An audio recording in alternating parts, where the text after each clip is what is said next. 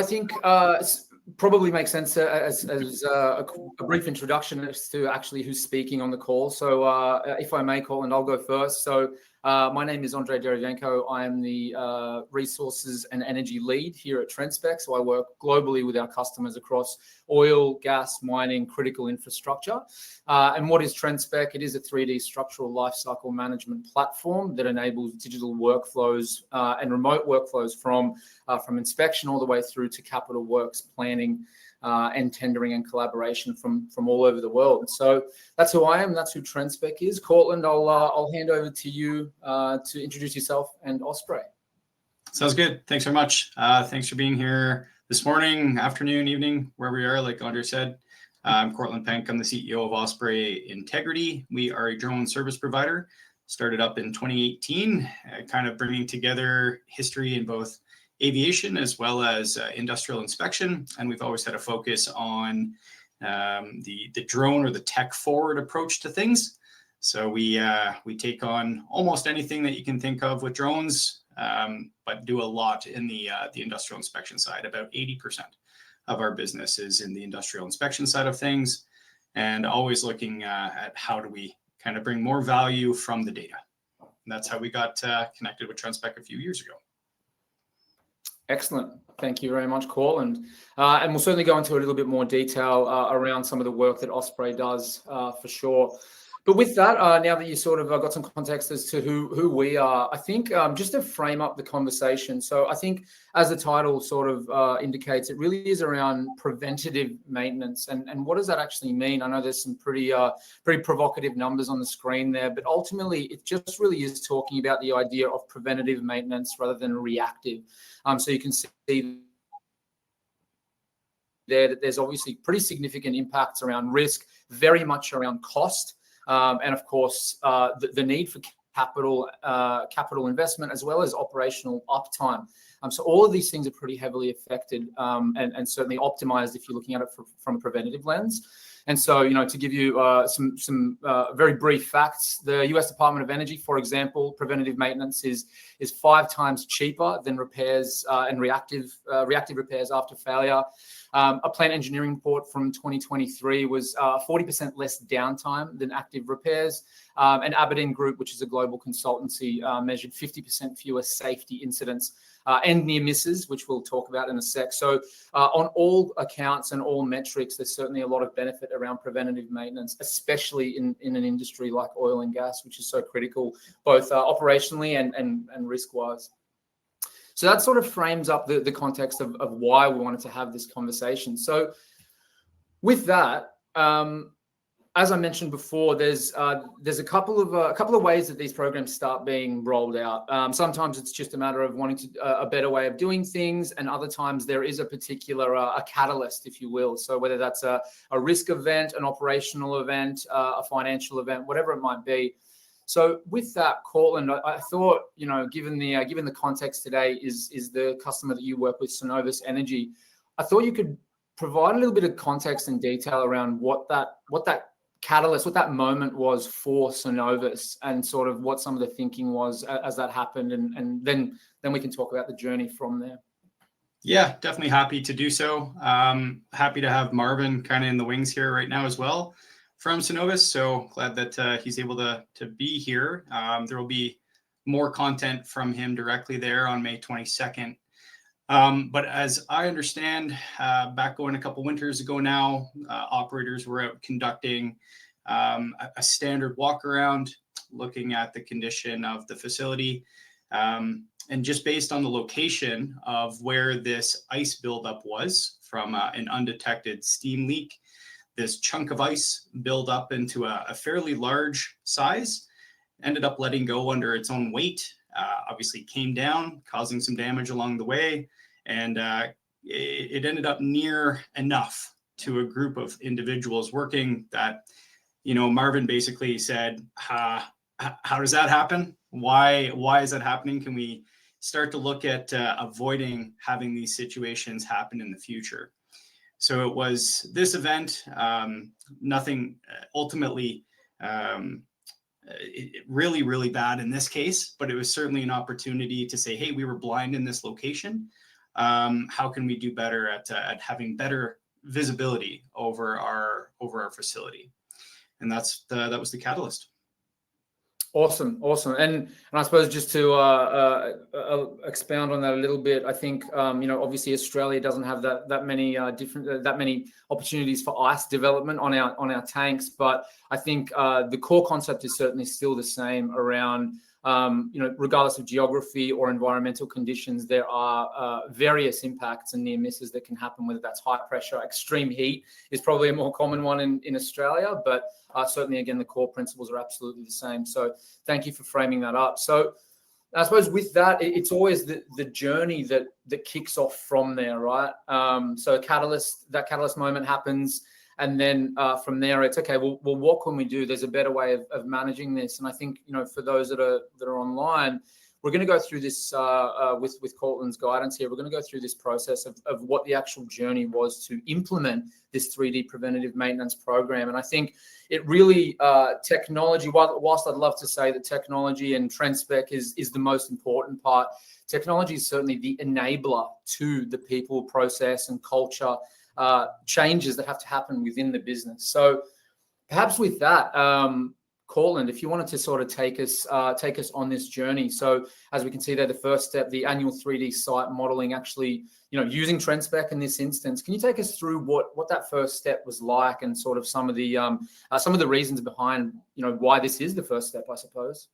Yeah, certainly. And just to touch on something you mentioned there before, right? The catalyst being ice buildup in this case. I think what the main takeaway is that it's the things that we don't see that end up creating that concern. So whether it's due to a viewing angle or risk is too high to get into a position, whether it's line of fire or environmental conditions, these are kind of the core concepts that prohibit or inhibit rather the ability to go and have a real thorough understanding of what's happening in these facilities. So after some field testing, just a little bit of trial and error, research and development, however you want to phrase it, we ended up coming up with this kind of pathway to try to increase visibility in the facility with a few targeted outcomes. But one thing that was really core to the principle here was that we needed to be able to communicate where those were and do it with efficiency so that people like Marvin and other folks, either contractors or embedded employees, needed to have awareness of where these things were at in the facility. And to just drop a pin in a 2D map within a facility for just an XY location only tells, I would say, arguably half the story, right? We've got a horizontal location, but as far as how to remedy, how to get to that location and actually make corrective actions, we need to know what it's like vertically as well. So it's imperative for us to look at a 3D solution to be able to actually have value in it or maximize the value in this. And that's how we ended up landing in using Trendspek. We had adopted Trendspek already as a company, but this is where we really started to use Trendspek and look at it a little bit differently. So the setup for us, and I don't want to necessarily go down a crazy technical rabbit hole here of, your settings have to be like this and like this and like this. I would love to, but with the time, time, right? Yeah, exactly. Yeah, maybe another time. But we like to leverage a ground control mission planner called UGCS. Universal Ground Control Station or system or whatever you want to call it as. We just call it UGCS, but it's a little bit more uptime or a little bit more information, I guess, dedication in the early stages to learn all the functions in it. But it's a very robust tool. So one thing that was important for us to do here was to try to make the flight mission operator agnostic. One thing that happens in creating digital replicas is that we all fly a little bit differently. We might do an orbit and have different standoff distances and all these things that contribute to inconsistencies in the output. And even from the first time we mapped the facility in full to the second time we did it in full, it's amazing to see what happened. The first one was very manual, where we were doing things with an XY location or a standard grid capture, and then a lot of manual flying for the vertical structure. And we moved more to leverage the mission planning to have several layers of data capture that included nadir, 30 degree, 60 degree, and various overlaps and double grids to make this totally independent of the operator. I don't want to say it's a one-touch capture, but it's pretty near. You're swapping batteries and making sure that systems are operating at that point. There's much less load on the operator. So of course, the result is a fairly robust 3D model that sets the stage for the rest of a preventive maintenance program. We now have our backstop. Yeah, perfect. Well, and I think one thing you mentioned there, and I think it's a consistent theme again, is from the flight planning, and part of the reason of the inception for Trendspek was standardizing the approach. As you said, there's a lot of variance and subjectivity from a pilot, from a capture perspective, all the way through to some of the more traditional inspection methods. You know, a photo and a subjective sort of input can be sort of interpreted quite differently. So to standardize everything from the flight path, then have a single data set like a model through Trendspek that you're able to all look at and collaborate on. I think that's also a really good theme here as well. So, but that's that's an excellent start. And I think with that, it makes sense as, you know, once you've standardized that flight path as much as possible and made it operator agnostic, as you said, I suppose then once you've got that model, the question is, you know, how do you then leverage that for, you know, throughout that process? Sure. So a couple of schools of thought here, right? We could continue to do full facility sweeps, photogrammetry, completely remodel this on an interval basis. Our approach to this, our thinking was that that's a lot of data. That's a lot of overkill for the systems that Cenovus had in mind for us to be looking at, right? And there's obviously costs associated with that. So in the interest of trying to remain as lean as possible for the interval-based returns to facility, we ended up adopting, basically setting up these flight missions for future automation.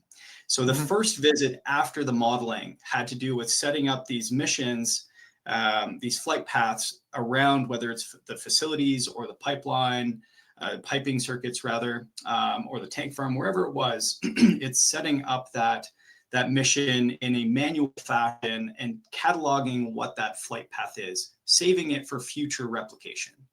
So again, kind of looking at flight stack stuff, everybody's going to have their favorite. For the general mapping, like I said a minute ago, we lean on UGCS. For setting up at this facility, we use DJI Pilot 2 for actually creating those missions for replication, those linear point of interest type missions where we have full control over setting where we're looking, how much zoom, are we taking a picture, are we taking a video, and actually cataloging that into a environment that gets just repeated, right? We wanted to be able to do the same thing over and over and over again with minimal lift from the operator.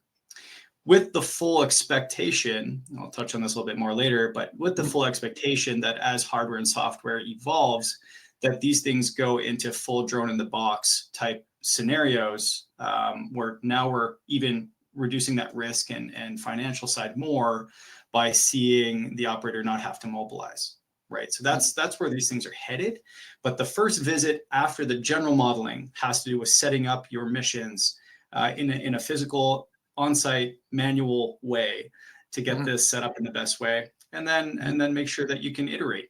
So some of the best practice stuff, obviously choosing your days with respect to environmental conditions and note taking. So that's the manual setup side.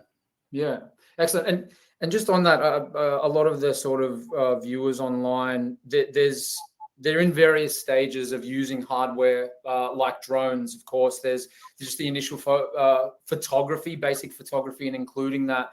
How have you seen both the use, I suppose, of the hardware itself, and if you want to go into a little bit of detail around the evolution of hardware? I know we're working closely with partners like Valero on new data sets and new hardware, but then also just the software side, being able to look past just a PDF or a photo. How have you seen that evolution? Because I know you've been doing this for a while.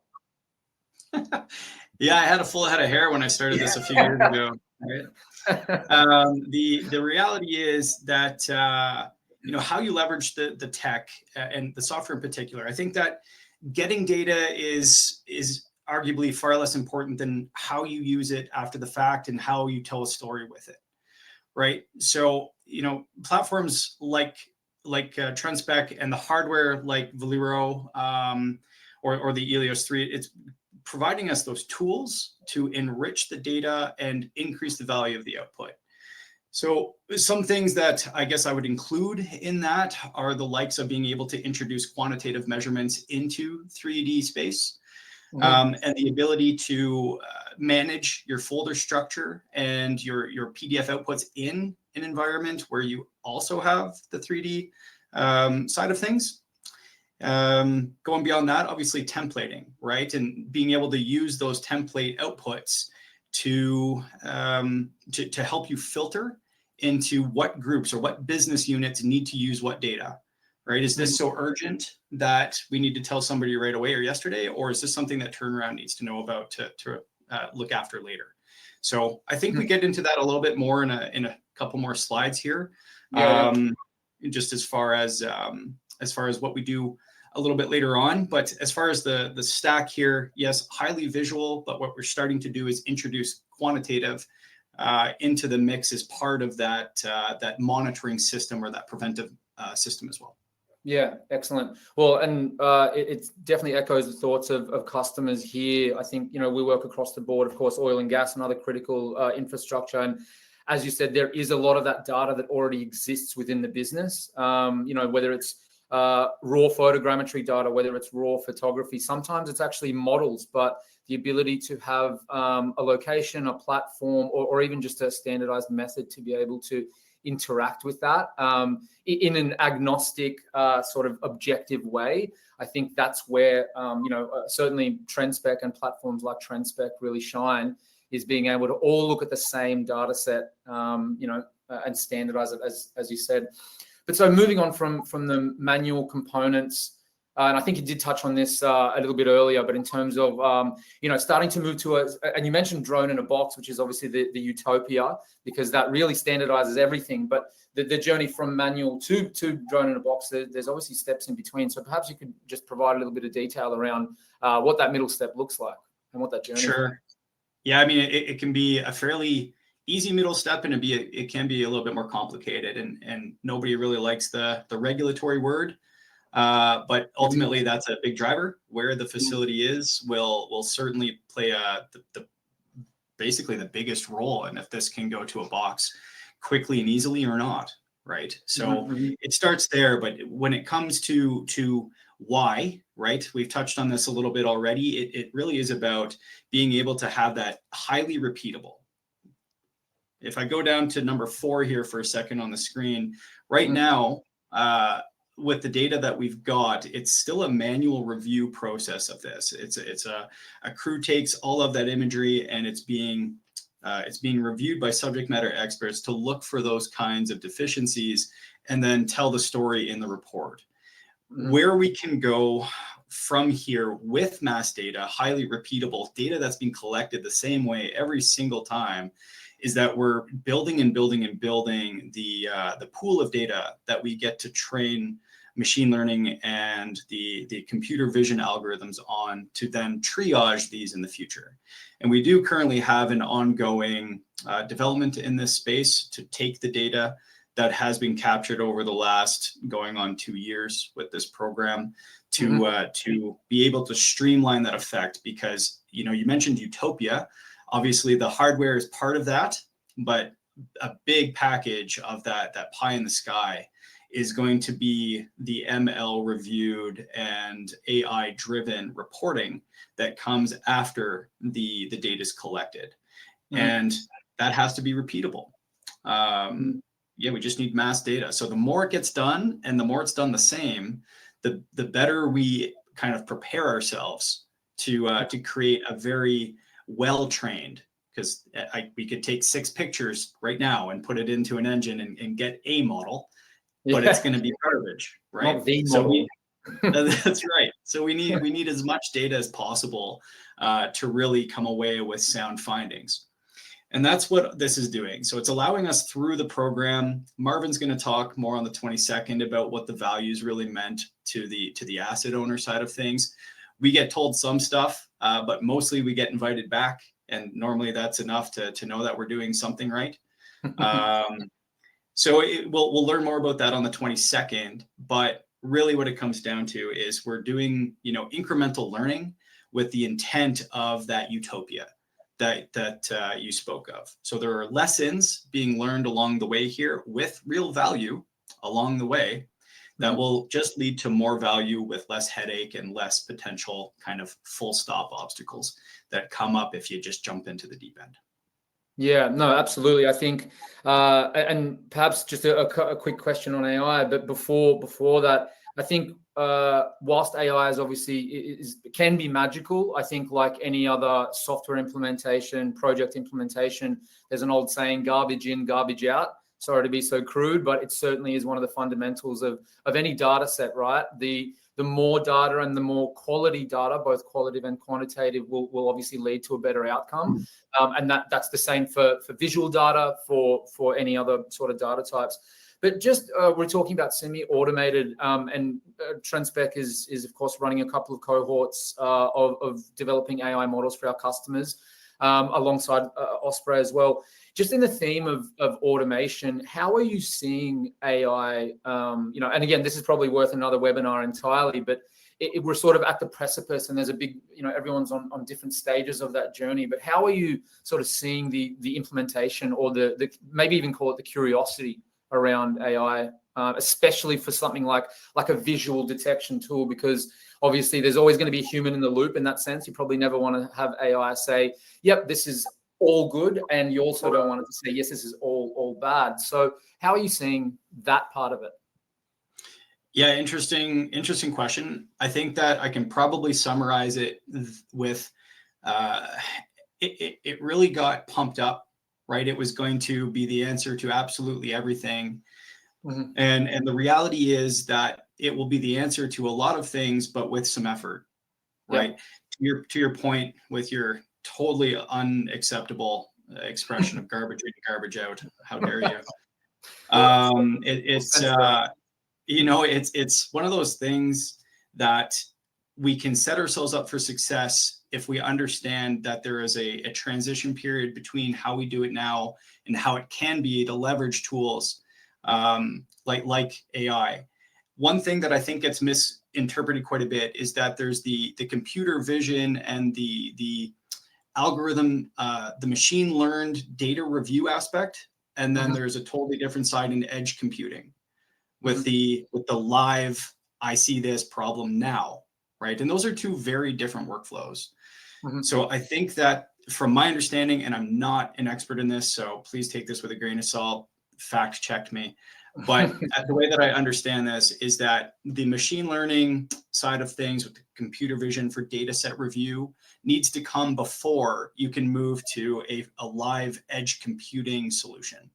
So again, we need data to start to create these tools over time so that they're actually robust.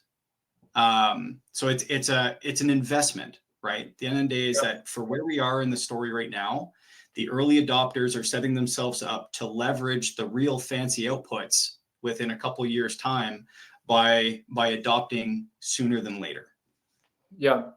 No, that's very much in line with what we're seeing. And I think one thing you mentioned there is it answers some questions. To use that same sort of thread of thinking, it also asks a lot of questions. It's input, output, right? The output is very interesting and fascinating and fast and fantastic. But the input is, okay, as you said, we've got these 6 images. Well, we need closer to 6,000 for a much closer. So again, it answers a lot, but it certainly asks a lot of you guys as a business. And when I say you guys, I mean the royal you guys. But yeah, so I know we sort of got a little bit off there, but I think it all goes into the theme of standardizing data, having good qualitative and quantitative data. And where we were before was from the manual, starting from the manual process, moving towards the semi-ordered flight and programmed routes that you've talked to.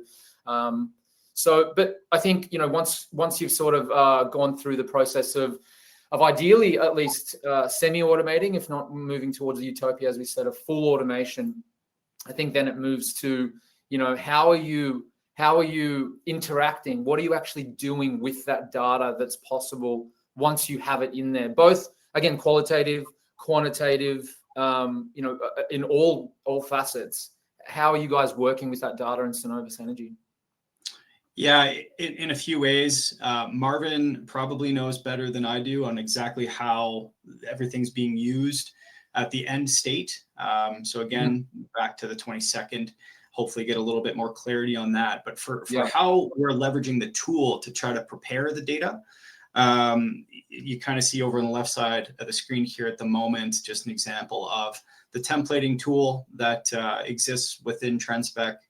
And we've tried to take documents from the likes of our client list and build in those specifics that are, it's a Cenovus document, or it's a Rio document, or it's a Suncor document, or it's a Trendspek document, right? Like you pull these things in and ideally tick off a few boxes that you'd have to be doing after the fact, after finding the traditional way anyway. So not only is it about data and showing positional information and trying to streamline the repair, the remediation process, but it's about trying to alleviate some of the paperwork in the long run. And there's a lot to learn there yet, right? And it does take that interactive back and forth with the site that you're working with. And the reality is, you take this and you iterate and you learn and you just try to make it better incrementally over time, provided that there's value as you go along, right? We understand that there's value in this the way it exists today. And we just want to continue to increase the value through the data side of this. So little things here, I guess, to touch on, it's not just, hey, we have a problem here. We have this type of issue. Right? We can start to categorize what kind of issue it is. We can talk about consequence and likelihood of failure, and therefore a priority for repair. I alluded to this earlier, talking about this can exist later. This is a turnaround problem, or this is a maybe problem if it gets worse, right? It can just be, this looks marginal, we should monitor this. And it can be, that's a big concern, let's get that addressed right away. And there's everything in between. Yeah. So the tools and the way that we can view and provide that kind of information, and also summarize risks and repair process, all in the same environment, you start to, like I mentioned, you start to tick some boxes along the sides here, right? Yeah, excellent. Well, I think you mentioned it, and we've kind of alluded to it, but data versus actionable insights, right? There's, I think, even with all of this technology and talking about, getting the data right before you, move into any program, really, this data has often always already existed in some format in the business, right? It's not new necessarily. Data inspections aren't new. Asset condition assessments aren't new. But how can you perhaps just give it a little bit of detail around, the idea that it's not all data is necessarily an actionable insight, and what a program like this, both with combination of hardware, software, people, process. What's the sort of difference in data versus actionable insight? Yeah, we were chatting about this the other day, and the expression I like to use, I go to a medical kind of side of things here. If I were to fall over and bump my elbow or something, it hurt a lot, I might go get that X-rayed, and that X-ray technician will take a shot of my elbow, and it could be shattered. Right? It might be absolutely shattered. There's no doubt in anybody's mind that something has to happen with it. So now we have data. We have data about my elbow. But you don't end up with the actionable insight and the path forward until that X-ray is reviewed by a radiologist and the diagnosis is applied, right? So if you consider that kind of anecdote with a facility, we have lots of data. Right. The question is, how do you get the data into the hands of the radiologist, so to speak, to look at that data and create the actionable insight and determine if there needs to be something done about it or not? So, I mean, it's death by folders sometimes, and libraries and Excels and sometimes just hand-bombed drawings. I mean, the more that we can consolidate and improve the access and delivery, the viewability, the interaction with that data, the more you're empowering those subject matter experts to provide actionable insights at your facility and increase the health of your facility. So it really is about trying to have these types of systems designed in a way or kind of built up in a manner that provides this to those individuals or consultants, right? It could be embedded or it could be sent out. And I mean, I've used Trendspek at 35,000 feet. It's incredible where you can use this thing. Yep. No, excellent. I think, the efficiency and availability of the data then leads to the actionable insight, right? Rather than, as you said, death by folders.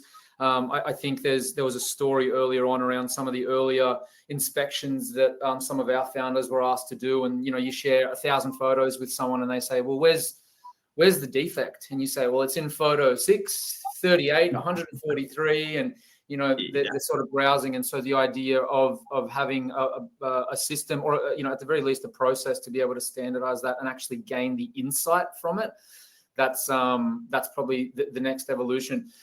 We're coming on to about 10 minutes left, but just with 2 minutes, I just wanted to ask, because it's always a question that we get asked by current and prospective clients is, the implementation of this. It's not just, it's not like the good old days. You put in a CD-ROM and you set up and good to go. There's factors behind the scenes. The question was, again, people, process, tech. And possibly in that order, tech is the enabler. But which of those would you say has to or should, in a perfect world, come first, or maybe even which did come first?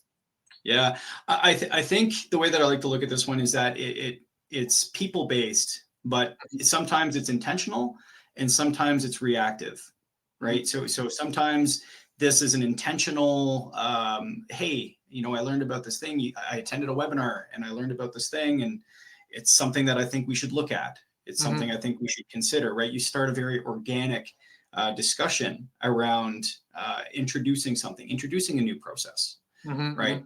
Sometimes that's the case, and other times it's something happened. Like in the case here with Synovus, that ice fell, right? That triggered people coming to the table. But in both of those scenarios, it's people-based to discuss the process and an ideal outcome. So it's you have that in mind. You have you kind of jump around a little bit, but it starts with the people. And then you'll do it. The tech, as you said, is an enabler. It allows us to go out and try to create that result that we conceptualized. And from there, you learn. You fail and you learn, and fail and you learn, and reiterate. But that's what I mean. It's cyclical. So you're taking that input and making changes and advancing the program through that adoption. And eventually here, there will be pretty much a CD-ROM, as you said. There's, at some point here, we'll just basically have a click to set up this program, and that's where it'll go.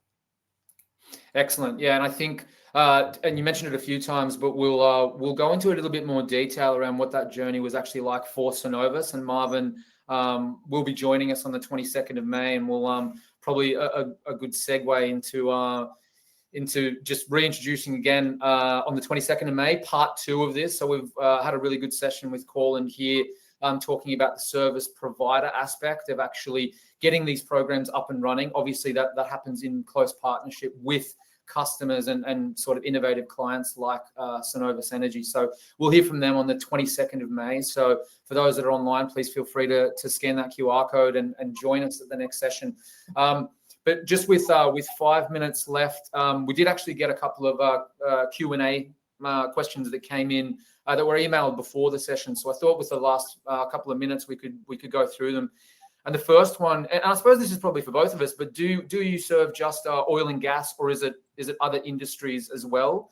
I think just from a quick answer from a Trendspek perspective, certainly not. We work a lot across the board for oil, gas, mining, critical infrastructure, water, utilities, power, commercial property. There is really no limit to this. We've got customers with 130 kilometers, which I believe is about 80 miles for our international audience, of railway, all in one asset, all the way through to individual substations or even sheds on a site. So, but from Osprey's perspective, I'm guessing, obviously that you guys do work across critical industries as well. Yeah, definitely. What we're showing here, obviously showcasing is an oil and gas example, but the tools that we've alluded here today, and for a large part, the process applies across everything. And we also work in hydroelectric and critical infrastructure and mining and aggregate. It's you can leverage these tools in just about any way. Some nuances, of course, between those industries on how. The good news is that with a platform like Trendspek, you've got flexibility to absorb those nuances. Yeah. Excellent. And I think one of the other questions was how frequently can inspections be carried out with this system, and does it affect or interrupt any maintenance planning? I'll obviously, being from Trendspek, I'm going to say no. There's no issues ever. It's fantastic. What's your view of that in terms of how it fits into the broader planning and maintenance activities? Yeah, pretty well. I think that how well depends on how much ownership over the program and over the platform folks kind of bite into. The more that you commit to this, the more that you show up and use it and ask questions and become familiar with it. It's like anything, right? Anything that's a little bit new, the more that you use it, the more you figure it out, the more useful it becomes. So I would say that people are, in charge of their own destiny on that one. Yeah, well, I think one of the analogies that you gave in a previous webinar was it's like a personal trainer, in the sense that this program is something that you really start seeing in terms of compound once you've got a lot of historic data, once you stay at it, so to speak. And as you said before, I think it was once you fail and you learn and you reiterate, I think that's where it really comes into play. Some of our customers, one of the biggest values for them is looking at that historical trend of reducing incidents, reducing near misses, reducing site visits for first level inspections, and being really targeted with their approach. Is that something you sort of agree with? Yeah, easy agree on that one. Don't even have to twist my arm. Yeah, awesome. Okay, cool. Well, look, I think we've got 2 minutes left there, and again, apologies for those that were online. I think we dropped out for a brief moment there. You'll have to hopefully get the recording. That was the best 40 seconds of the entire webinar. So you'll have to get your hands on the recording. But again, just to thank everyone, we've got dialed in from everywhere from the UK to Canada, North America, and quite early for our Western Australia audience. So thank you very much. And as you're seeing on the screen there is the part 2 of this, which will be with the asset owner and operator, Synovus Energy, and Marvin, who's their senior maintenance lead there, will be talking more from the asset owner's perspective. So, Cortland, with that, I'd really like to say thank you. Thank you for sharing the insights and time. I think there was a lot of actionable insights as we sort of spoke, at least what questions to ask next, if not knowing the exact next step. So, again, for anyone on the call, please feel free to reach out. Please feel free to register for the May 22nd webinar, and with that we'll sign off and looking forward to session 2. Yeah, thanks very much, Dre. Just a comment for the May 22nd as we wrap up here. The metrics, the findings, some of the feedback. It's not just going to be like how Synovus has used this, but some of the actual metrics from the program will be shared and unpacked a little bit with what that means to the business unit. So that'll be a good one. Yeah, perfect. No, thank you for adding that. Excellent. Well, with that, we'll jump off, and thank you very much, everyone. Thanks, guys. Cheers.